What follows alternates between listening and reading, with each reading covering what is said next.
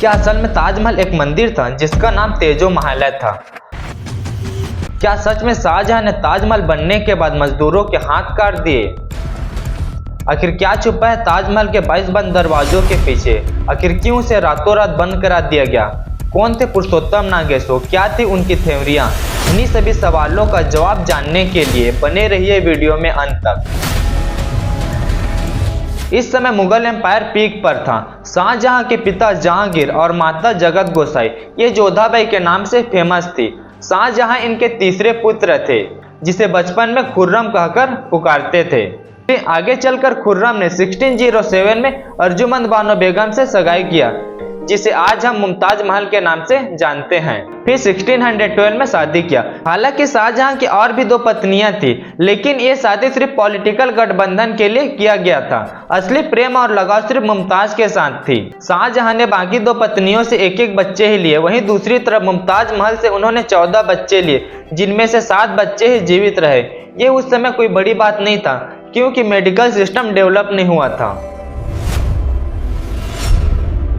पुरुषोत्तम नागेशो कोई हिस्टोरियन नहीं थे, बल्कि इसे हिस्ट्री लिखना और पढ़ना पसंद था। ये कहते ताजमहल, कुतुब मीनार और वेटिकन कभी हिंदू टेंपल हुआ करता था। ये अपनी किताब ताजमहल द ट्रू स्टोरी में लिखते हैं शाहजहां ने ताजमहल को नहीं बनवाया, बल्कि इसे राजा परमादी देव ने बनवाया।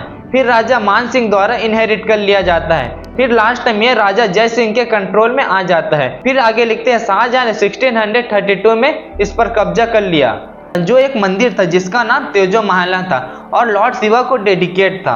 ये केवल अपनी इमेजिनेशन के जरिए लिखते हैं। इनके पास कोई रिटर्न डॉक्यूमेंट नहीं, कोई रिकॉर्ड नहीं।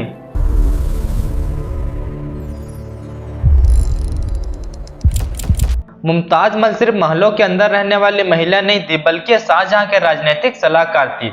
जिस भी युद्ध अभियान में शाहजहां जाते, मुमताज महल उसके साथ जाती। इसी तरह एक दिन शाहजहां एक अभियान के दौरान बुरहानपुर गए थे और मुमताज महल भी साथ थी, लेकिन मुमताज महल इस वक्त प्रेग्नेंट थी। 17 जून 1631 को मुमताज महल अपने 14वें बच्चे को जन्म देते वक्त प्रसव पीड़ा और अधिक ब्लड निकलने के कारण मृत्यु हो गई। उसकी मौत के बाद शाहजहां को गहरा सदमा लगा। बाहर जाना बंद कर दिए, इत्र और संगीत को भी त्याग दिए और जब 2 साल बाद बाहर आए, उनके बाल पक चुके थे। इसी गम में उन्होंने ताजमहल की नींव रखी। ताजमहल के लिए यमुना नदी के किनारे एक जगह चुनी गई। यह जगह इसलिए चुनी गई क्योंकि यहाँ से आगरा फोर्ट सीधे दिखाई देता है, जहाँ शाहजहां रहते थे। लेकिन यह जगह खाली नहीं थी, जयपुर के राजा जय सिंह की थी, जहाँ उसका हवेली और बगीचा था। शाहजहां ने राजा जय सिंह से यह जमीन खरीदी। 28 दिसंबर 1631 का शाही फरमान आज भी जयपुर के पैलेस में मौजूद है। राजा जय सिंह को यमुना किनारे वाली हवेली के बदले आगरा में उन्हें 4 दूसरी हवेलियां दी गई। हवेली का मतलब बड़ा सा घर होता है, न कि मंदिर। ताजमहल बनाने के लिए बहुत गहराई तक खोदा गया क्योंकि वहां की जमीनें बहुत सॉफ्ट थी, यानी वहां जो हवेली मौजूद थी उसे हटाकर नया नींव रखा गया। ताजमहल का निर्माण कार्य 1632 में शुरू हुआ और 1653 में खत्म हुआ। इसे बनने में 22 साल का समय लगा, जिसमें 2000 से अधिक मजदूर, कारीगरों, कलाकारों ने काम किया, जिसके मुख्य आर्किटेक्ट थे उस्ताद अहमद लाहौरी और गुम्बद के डिजाइनर इस्माइल खान। ताजमहल में उपयोग होने वाले सफेद संगमरमर को राजस्थान से लाया गया, जैस्पर को पंजाब से, जेड और क्रिस्टल को चीन से, फिरोजा को तिब्बत से, नीलम को श्रीलंका से और कार्नेलियन को अरब से मंगवाया गया। इन सभी कामों के लिए 1000 से अधिक हाथी लाए गए थे। असल में ये 22 बंद दरवाजे रूम नहीं है, बल्कि एक लंबा सा कॉरिडोर है जो कि उस समय इमारत को सपोर्ट प्रदान करने के लिए बनाया गया था। ये इसलिए बंद रखे जाते हैं क्योंकि यहाँ की लाखों की तादाद में टूरिस्ट आते हैं। अगर इसे ओपन कर दिया गया तो इसमें मॉइस्चर की वजह से डैमेज हो सकता है।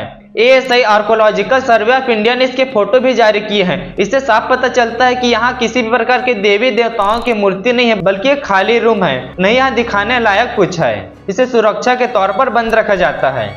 सबसे रोचक सवाल यह है कि क्या हुआ उन मजदूरों का जो ताजमहल को बनवाए थे? क्या सच में उसके हाथ काट दिए थे? अगर हाथ काटे होते तो इसका हड्डियां मिलते, लेकिन यहाँ कुछ मिला ही नहीं है। केवल एक मिथ है, यहाँ किसी प्रकार के हाथ नहीं काटा गया था, बल्कि उनके रहने के लिए वहाँ एक गांव बसाया गया, शाहजहानाबाद।